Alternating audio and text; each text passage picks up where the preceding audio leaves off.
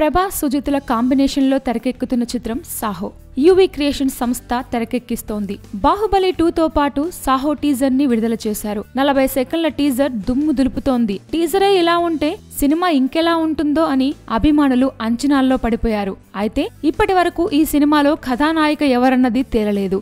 బాలీవుడ్ కథానాయిక కోసం ప్రయత్నాలు జరుగుతున్నాయని, త్వరలోనే ఫిక్స్ అవ్వొచ్చని చిత్ర బృందం చెప్తూ వచ్చింది. అయితే ఇప్పుడు బాలీవుడ్ కథానాయికను తీసుకునే ప్రయత్నాల్ని చిత్ర బృందం విరమించుకుందని తెలుస్తోంది.